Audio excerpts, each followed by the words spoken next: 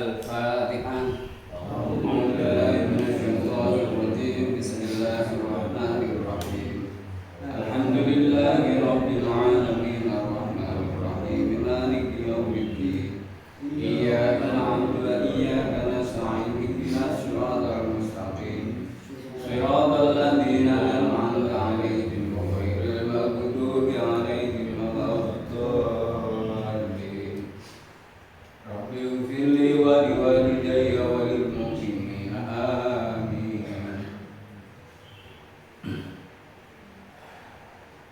Bismillahirrahmanirrahim. Alhamdulillahirabbil alamin wa bihi nasta'inu 'ala umuri dunya waddin. Wassalatu wassalamu 'ala asyrafil anbiya'i wal mursalin sayyidina wa maulana Muhammadin wa 'ala alihi wa ashabihi wa man tabi'ahum bi ihsanin ila yaumiddin. Rabbi shrah li sadri wa yassir li amri wahlul 'uqdatam min lisani yafqahu qawli. Subhanaka la ilma lana illa ma 'allamtana innaka antal alimul hakim. Shadaqallahul azim wa sadaqa rasulun nabiyul karim wa nahnu 'ala dzalika minasyahidin walhamdulillahi rabbil alamin. Bapak Ibu jamaah salat subuh Musala An-Nur Grafika Citra Sentosa yang dirahmati Allah Subhanahu wa taala. Puji syukur alhamdulillah kita panjatkan kepada Allah Subhanahu wa taala atas karunia-Nya, atas rahmat, nikmat, taufik, hidayah dan inayahnya, sehingga pada pagi hari ini kita bisa bersama-sama menunaikan sholat subuh secara berjamaah, dilanjutkan dengan kajian ilmu di pagi hari ini. Salawat dan salam marilah kita sampaikan pada junjungan kita Nabi Muhammad sallallahu alaihi wasallam dengan baca salawat bersama-sama. Allahumma shalli ala sayyidina Muhammad wa ala ali sayyidina Muhammad. Mudah-mudahan kita semuanya termasuk orang-orang yang akan mendapatkan syafaatul uzma besok di hari kiamat. Bapak Ibu yang dirahmati Allah Subhanahu wa taala, pada pembahasan kali ini melanjutkan pembahasan pekan yang lalu tentang hal-hal yang membatalkan wudu ya. Kemarin sudah kita bahas sebagian, kita melanjutkan pada kesempatan kali ini tentang hal yang membatalkan wudu, yakni menyentuh kemaluan.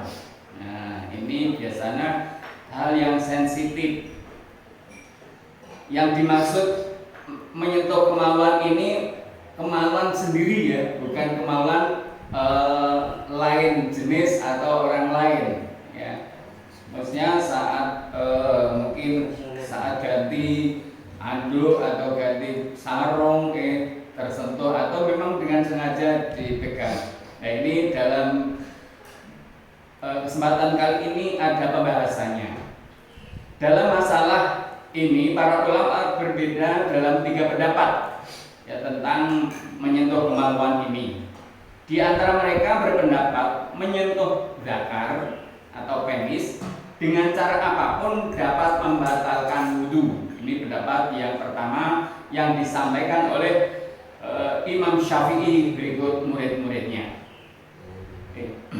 Ya, kalau menurut Imam Syafi'i jelas batal menyentuh zakar atau penis. Di antara mereka pendapat menyentuh zakar sama sekali tidak membatalkan wudu. Ya, ada ini pendapat yang lain, ya Imam Ahmad dan Dawud, ya, yang tidak membatalkan wudu. Ya. Ini juga pendapat Imam Abu Hanifah, ya Imam Abu Hanifah serta murid-muridnya. Kedua kelompok ulama ini masing-masing punya referensi pendapat yang diambil dari kalangan generasi sahabat dan generasi tabi'in. Ya, generasi sahabat itu yakni yang hidup semasa Rasulullah Shallallahu alaihi wasallam. Tabi'in ya yang setelah itu generasi ketiga atau generasi kedua. Kalau tabi'in generasi ketiga. Sementara ulama-ulama yang lain dalam hal ini cara menyentuh zakar ada beberapa pendapat. Jadi ada juga pertama tadi adalah batal, yang kedua tentang menyentuh menurut Abu Hanifah tidak batal, dan yang ketiga ini dilihat ada menyentuh yang bagaimana.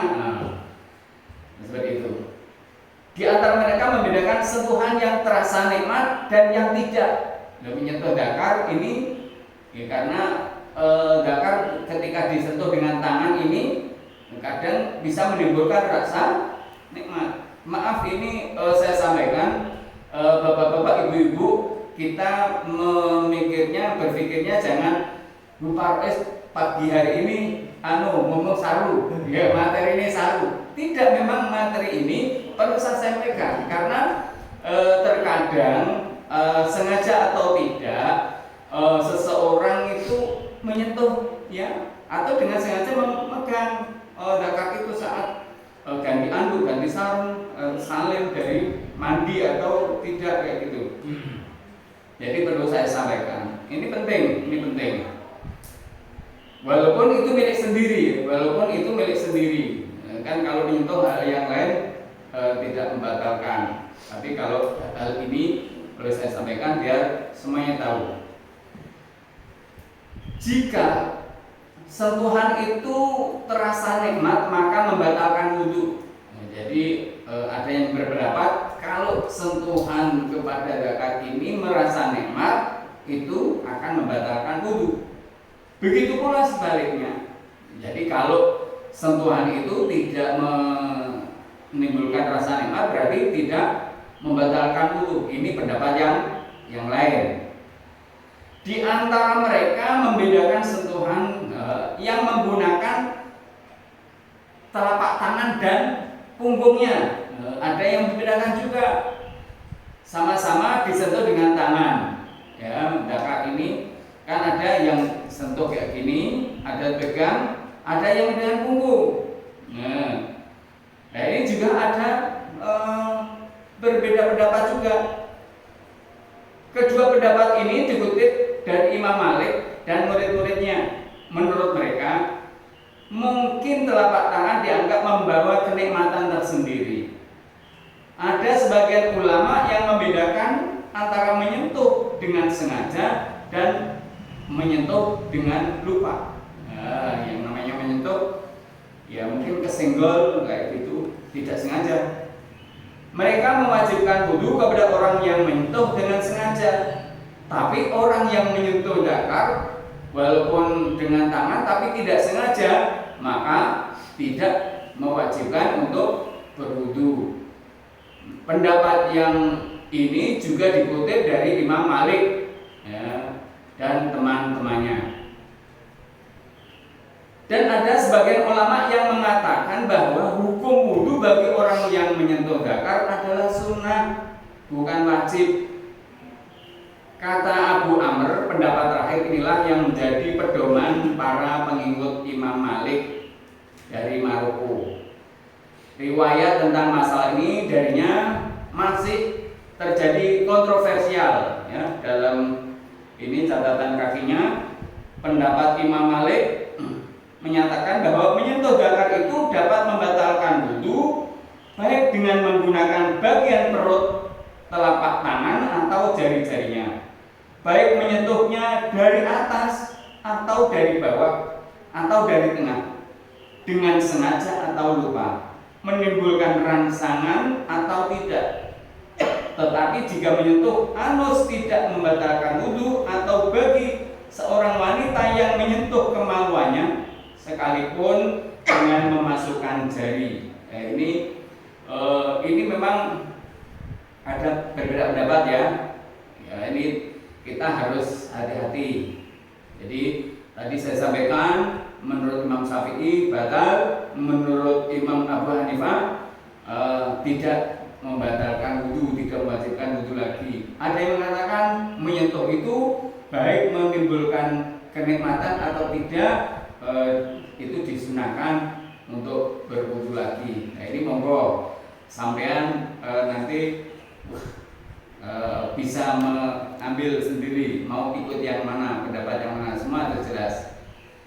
Pangkal perbedaan pendapat dalam masalah menyentuh dakar ini dikembalikan pada dua hadis yang saling bertentangan. Pertama, hadis dari jalur sanad Busrah yang mengatakan bahwa ia pernah mendengar Rasulullah Shallallahu Alaihi Wasallam bersabda, "Idza massa ahadukum dzakarahu falyatawaddo."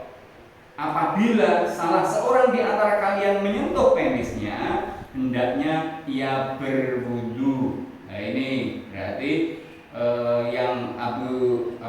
yang Imam Syafi'i dasarnya adalah hadis ini. Ya, jadi ini lebih kuat. Inilah hadis yang paling masyhur di antara hadis-hadis yang lain yang menerangkan kewajiban berwudu bagi orang yang menyentuh dzakar. Hadis yang ditakhrij oleh Imam Malik dalam Al-Mutawatta ini dinilai sahih oleh Yahya bin Ma'in dan Imam Ahmad bin Hanbal, dan dinilai dhaif oleh ulama-ulama Kufah. Ya, ada yang mengatakan hadis ini dhaif, yang dinilai oleh ulama-ulama Kufah. Hadis senada diriwayatkan dari jalur sanad Ummu Habibah dan dinilai sahih oleh Imam Ahmad bin Hanbal, dan hadis senada lagi diriwayatkan bersumber dari Abu Hurairah dan dinilai sahih oleh Ibnu Sakan, meskipun hadis itu tidak ada dalam Sahih Al-Bukhari.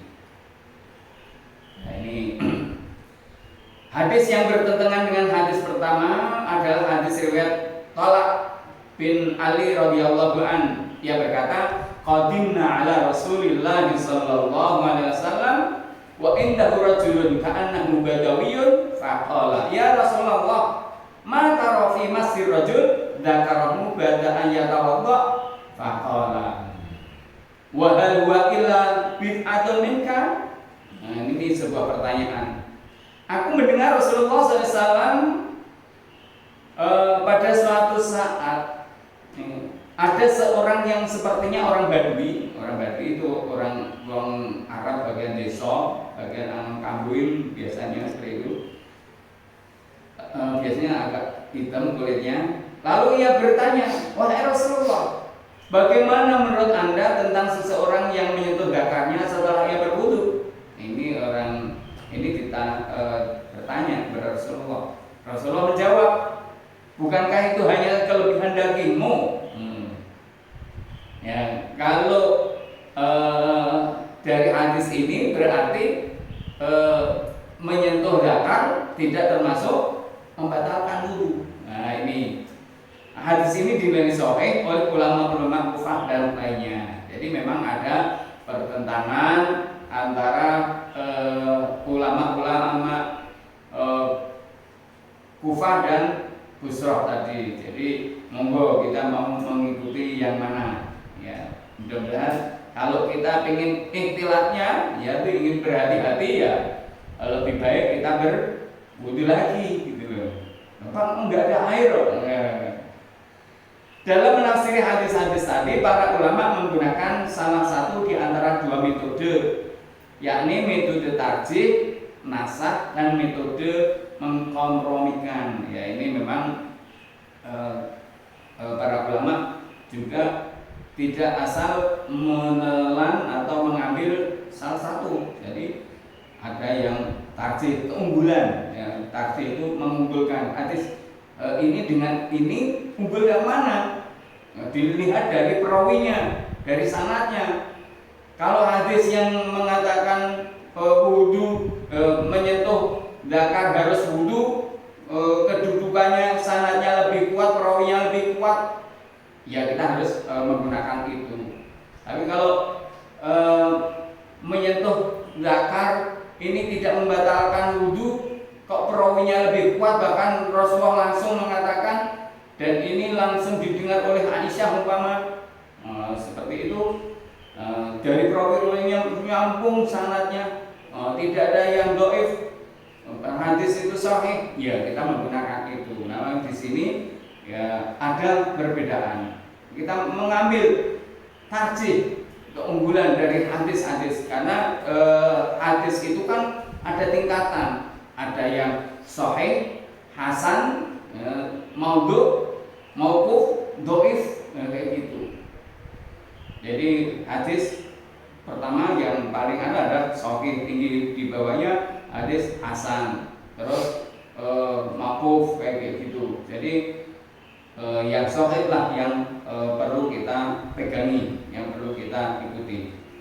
Ulama yang mengunggulkan hadis yusra atau nasah hadis talak bin Ali tadi, mereka mewajibkan wudu terhadap orang yang menyentuh zakar. Sementara ulama yang lebih mengunggulkan hadis talak bin Ali, mereka tidak mewajibkan wudu terhadapnya.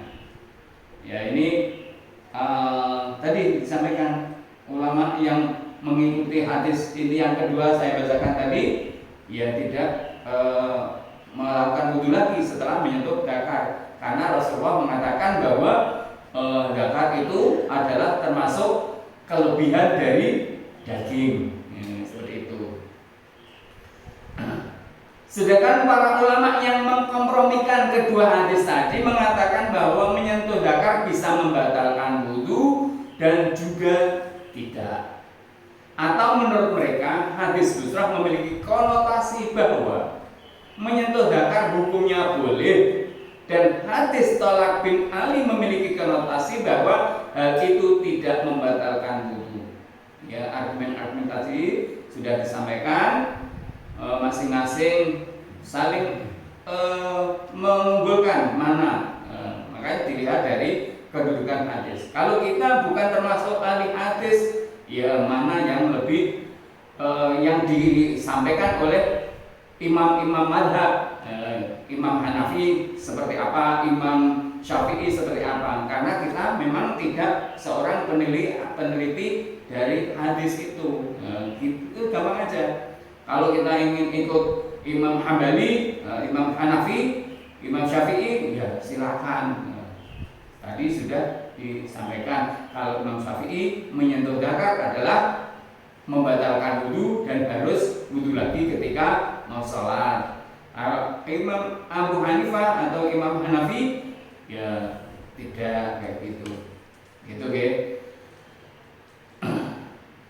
Sampai di sini ada pertanyaan tentang menyentuh zakar. Ya, tadi disampaikan menyentuh zakar, ya sepertinya sudah sedikit ada kejelasan, baik yang menimbulkan kenikmatan atau yang bukan. Kalau rambutnya? Rambut. Ya, kalau rambut itu kan tidak termasuk kulitnya, ya, bukan dakarnya itu rambut. Ya.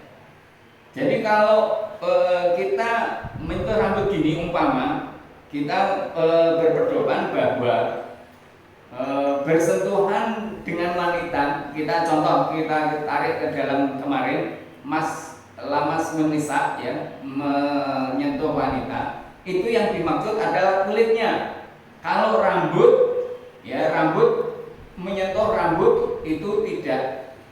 Kalau rambut itu sampai maksudnya ditekan, ya, kalau ditarik, maksudnya ditarik ujungnya tidak sampai menyentuh kulitnya tidak masalah. Tapi kalau rambut ini ditekan sampai menempel kulitnya, akhirnya menimbulkan sebuah rangsangan kan itu. Nah ini kan tadi termasuk menyentuh menimbulkan rasa kenikmatan gitu. Contoh kalau wanita rambutnya panjang, kalau kita tarik ujungnya, ya tidak masalah. Tapi kalau kita tempelkan ke kepala, kemudian kita belai sampai bawah rambutnya yang panjang, itu akan menimbulkan sesuatu, ya. Nah, maka di situ adalah akan membatalkan wudu gitu. Jadi gitu ya. Kalau kita rambutnya yang nyegrak-nyegrak, hanya dipegang gini aja ujung-ujungnya. Tapi kalau rambutnya nempel, ya berarti beda. Walaupun ada nempel, di dakar itu rambutnya panjang, kemudian ditempelkan. Nah, seperti ini, ya berarti di situ akan menimbulkan rasa kenikmatan atau rasa yang lain, dianggap itu membatalkan wudu. Tapi kalau ya ujungnya aja, ya, itu nanti seperti ini Pak, orang yang punya wudhu, orang sholat syaratnya adalah suci. Ya, sholat adalah syaratnya harus suci. Suci itu termasuk pakaian, suci badan, dan tempat. Kalau ternyata sajadah kita ada benang yang lewer dan lewernya itu nyentuh telek, telek ayam umpama, najis kan? Kira-kira itu tempat sholat kita termasuk kena najis apa bukan?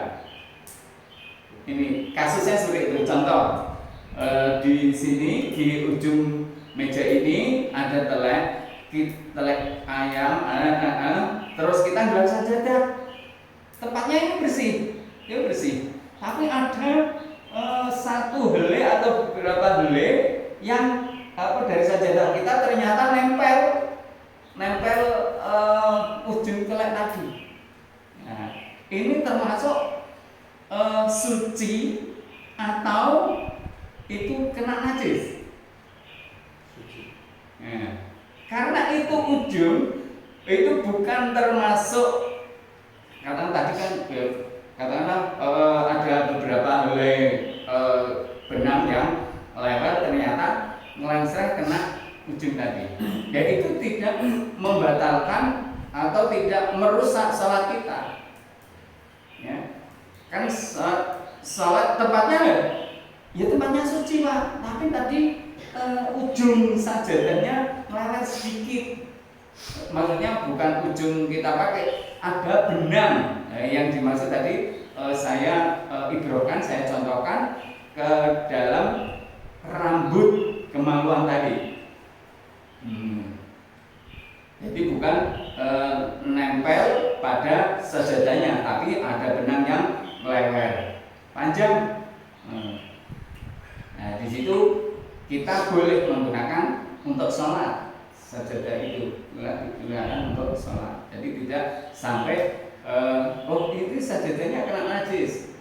Bukan seperti itu, karena ada benang yang melewer. Tapi kalau itu masih digunakan, ya najis, berarti ya nanti urutannya panjang, ya. Bapak di tempat kita ini kan di situ ada tempat kamar mandi, di tempat pipis, ya nyambung ini musholanya nyambung dengan tempat wudu, tempat kamar mandi, ya itu kan ada najis di sana. Nah makanya di sini ada pembedaan, ya ada sekat. Bahkan kemarin ada yang ekstrim ini di Demak, di daerah Depok, ada pemugaran masjid dan membangun kamar mandi itu di area masjid. Nah ini kemarin sempat terjadi perbedaan di grup alumni pondok itu. Ya ini harusnya dalam pembangunan masjid seperti yang waktu kita rapatkan itu harus ada kelompok, ada panitia pembangunan, terus ada tim untuk memusyawarahkan yang melibatkan takmir dan pemangku atau kiainya. Jadi semua didiskusikan, jangan kemudian datang-datang seorang arsitek menggambar masjid ternyata kamar mandi masuk ke dalam masjid karena pelebaran. Nah, ini kan perlu diperhatikan, diperhitungkan agar ya tidak terjadi perdebatan gitu loh. Tapi memang di mana-mana ya sering terjadi ya di mana ada masjid mushola yang WC-nya itu di depan, ya kayak kita buat WC di depan ini, di depan tempat sholat ini. Ini berarti kan menghadap ke kamar mandi. Bagaimana? Ya kalau itu sudah ada sekat, ada pembatasan, berarti kan sudah termasuk di luar, bukan kita menghadap orang pipis ya, seperti itu. Tapi memang kita harus berhati-hati dalam membangun atau membuat ketentuan kita dalam hal ubudiyah ini dengan sembarangan. Kita konsultasikan kepada yang lebih berkompeten.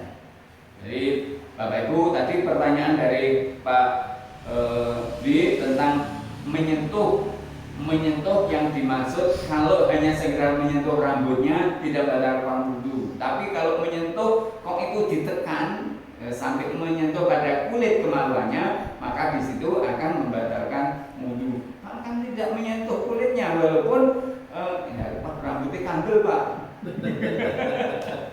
ya tetap ya, kalau menyentuh maksudnya itu termasuk dalam kategori menyentuh ya, walaupun dilemengi dengan ada dasaran rambutnya gitu. Tapi kalau ditarik gini bukan menyentuh, itu bukan menyentuh, maksudnya rambutnya yang ngejrok panjang itu ya enggak menyentuh. Bismillahirrahmanirrahim. Kita lanjutkan tentang memakan makanan yang dimasak dengan api. Ya, ini ada beberapa perbedaan pendapat. Pada era awal Islam terdapat perbedaan pendapat tentang kewajiban berwudu atas seseorang yang memakan makanan yang dimasak dengan api. Mengingat adanya perbedaan beberapa hadis dari Rasulullah SAW yang membicarakan masalah ini. Setelah era pertama Islam, mayoritas ulama ahli fikih Ansor sepakat bahwa hal itu tidak membatalkan wudu, sebab menurut mereka keempat khulafaur rasyidin juga berpendapat yang sama. Selain itu ada berdasar hadis dari Jabir, karena akhirul amraini min Rasulillah sallallahu alaihi wasallam tarakal wudu'a mimma masatin nar. Dua perkara yang terakhir dari Rasulullah SAW ialah tidak berwudu disebabkan memakan makanan yang disentuh api. Ya, ini ada penjelasannya.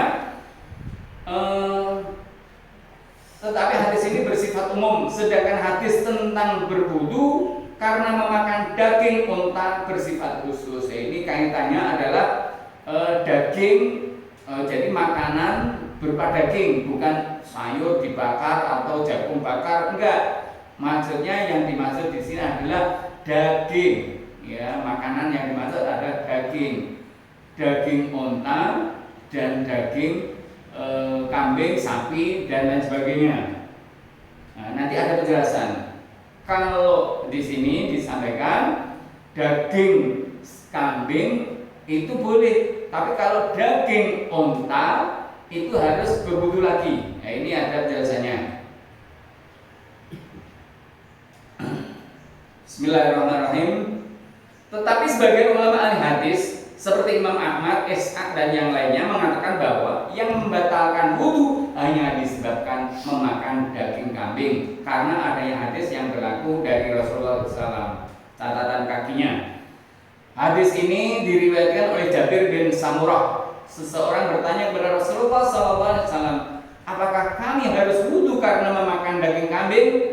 Rasulullah bersabda, kalau mau wudu, ya kalau mau wudulah. Kalau tidak usah berwudu. Ini yang daging. Maksudnya di sini Rasulullah tidak menyuruh. Tapi kalau mau wudu silakan. Tapi kalau tidak, ya tidak apa-apa. Nah, beliau bersabda, kalau ada pertanyaan lagi. Dia bertanya, apakah kami harus wudu karena memakan daging unta? Rasulullah menjawab, ya, berwudulah karena memakan daging unta. Terus orang tadi bertanya, apakah kami boleh sholat di kandang kambing? Rasulullah boleh. Orang lagi bertanya, dan apakah kami boleh sholat di kandang unta? Beliau bersabda, Rasulullah bersabda, tidak. Nah, jadi seperti itu. Diriwayatkan Imam Muslim. Ya, ini terusan keterangan tadi. Katanya, saya tidak melihat ada perbedaan di antara para ulama ahli hadis bahwa hadis ini sahih dari segi pengutipan, karena orang-orang yang mengutipnya bersifat adil. Mereka semua mengutipnya dari Al-Barra bin Azib. Ya, ini di kitab Nailul Autor ya, halaman 239. Jadi Bapak Ibu yang dirahmati Allah Subhanahu wa taala, memakan daging ini berarti sate loh ya. Yang jelas sate karena sebentar lagi mau lebaran. Kalau sate kambing, sate sapi, sate kebo ya, setelah wudu mau sholat, setelah kemudian makan itu, apakah ketika mau sholat ini wudu lagi atau tidak? Rasulullah menjawab, kalau mau wudu ya wudulah, kalau tidak ya tidak apa.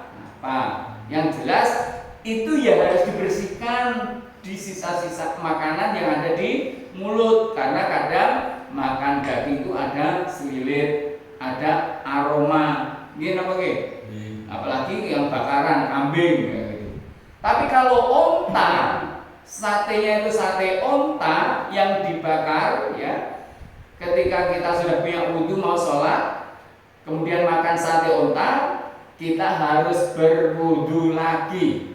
Tapi kalau di sini insya Allah nggak ada sate onta ya, masih aman. Tapi nanti kalau kita sedang umroh, wis wudu dari maktab, dari hotel, ternyata lapar, ada sate. Sate apa Pak? Kita nggak tahu. Oh, satenya itu sate onta, ya kita makan.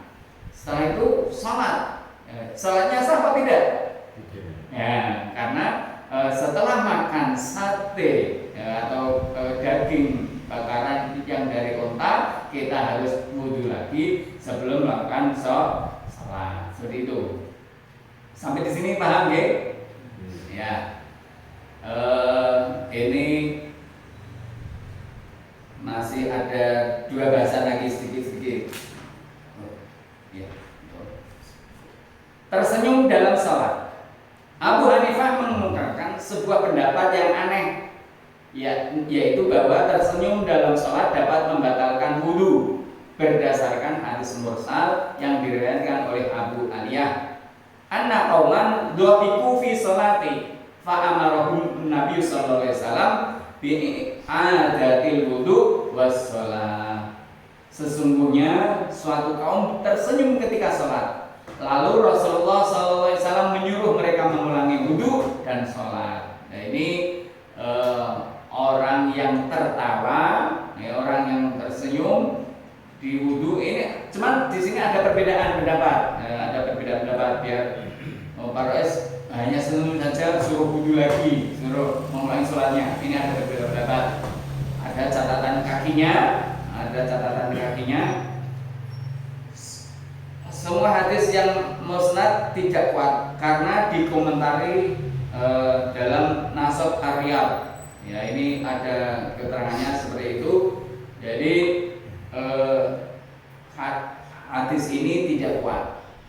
Kalau hanya sekedar senyum, ya, karena mungkin begitu mendengar ayat yang mengatakan orang Islam, orang yang beriman melakukan amal soleh, kemudian dijanjikan oleh Allah masuk surga, ya kan senang, akhirnya senyum karena ini menghayati orang salahnya, menghayati senang senyum.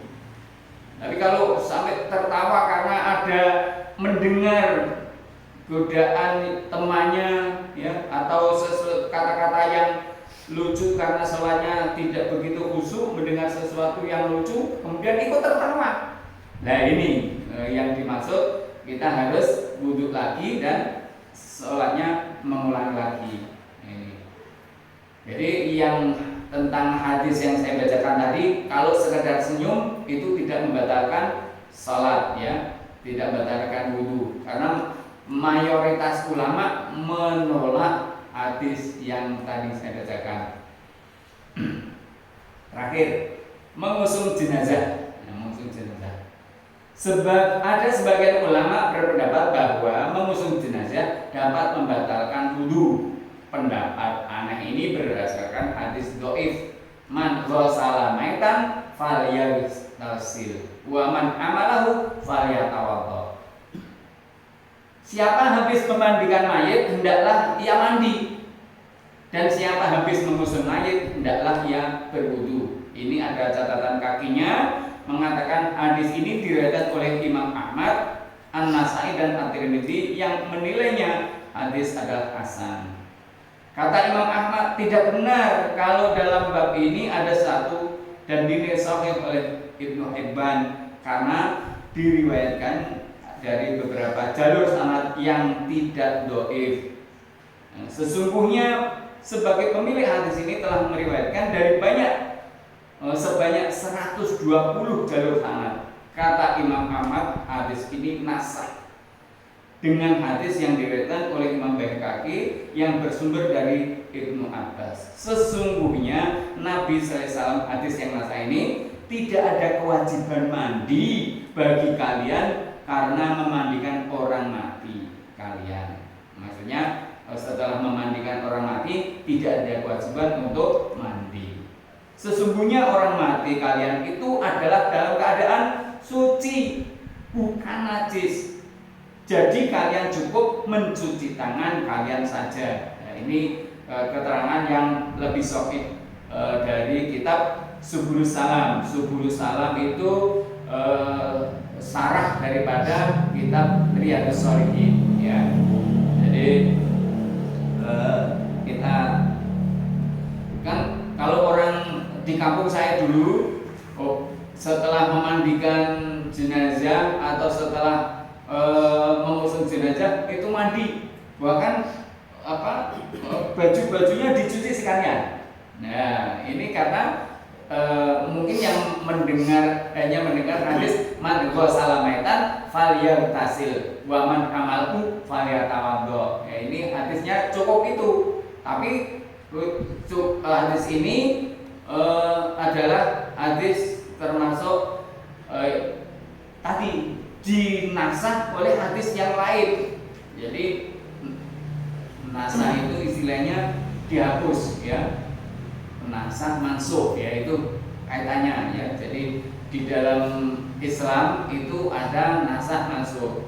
Contohnya dulu zaman Rasulullah SAW, di awal-awal Islam Rasulullah melarang ziarah kubur, betul kan? Itu nasah. Terus itu mansukh. Setelah itu Rasulullah mengeluarkan hadis lagi, badahina itu setelah sekian waktu Rasulullah menyampaikan fazuruha, maka silakan ziarah kubur, fa innaha tudzakirul maut, karena ziarah kubur itu akan mengingatkan mati. Seperti itu. Jadi dalam Islam ada istilahnya nasakh mansukh. Seperti itu. Nasakh itu yang menghapuskan, mansukh yang dihapuskan. Jadi seperti itu Bapak Ibu yang dirahmati Allah Subhanahu wa taala. Mudah-mudahan kita semakin paham dengan beberapa perbedaan dalam masyarakat, ya, perbedaan pendapat dalam masyarakat. Jadi kalau ini penjelasan lagi, patut diketahui bahwa mayoritas ulama berpendapat hilangnya akal apapun penyebabnya, baik itu ayan atau gila atau mabuk, dapat membatalkan wudu. Mereka mengkiaskan hal itu dengan tidur, sebab ketika sedang tidur hadas bisa terjadi. Pendapat ini sebagai ikhtilat. Yang ikhtilat itu langkah hati-hati, ya, yang cenderung memperberat hukum. Alasannya karena hilangnya akal lebih berpotensi menyebabkan hadas. Jadi seperti itu. Jadi kalau hanya sekedar memandikan jenazah, mengusung jenazah, tidak perlu mandi, tidak perlu wudu, ya, seperti itu. Tapi kalau pas mandi kecipratan kotor, ya kita maksudnya pas memandikan kecipratan atau pas mengusung jenazah, pas memasukkan, banyak biasanya kalau di pekuburan itu kan banyak lumpur-lumpur, ya, pada musim penghujan, ya itu ya mandi, ya membersihkan ini, ya begitu penjelasan penyampaian tentang hal-hal yang membatalkan wudu. Nah, ini sudah habis. Insya Allah pekan depan hal-hal yang mensyaratkan wudu. Nah, ini ada beberapa yang perlu kita bahas. Mungkin sampai di sini ada yang perlu didiskusikan. Monggo, kalau enggak kita tutup dulu dengan bacaan doa kafaratul majlis dan asli. Subhanakallahumma wa bihamdika asyhadu an la ilaha illa anta astaghfiruka wa atubu ilaik. Wal asri innal insana lafi khusrin illa alladziina aamanu wa amilus sholihati wa tawassaw bil haqqi wa tawassaw bis sabr. Demikian Bapak Ibu yang dirahmati Allah, yang sudah saya sampaikan pada kesempatan kali ini. Apabila ada kebenaran memang semata dari Allah, apabila ada kekurangan, kesalahan karena kekurangan saya secara pribadi. Allahumma fiqhil aqwamit thoriq. Wassalamualaikum warahmatullahi wabarakatuh.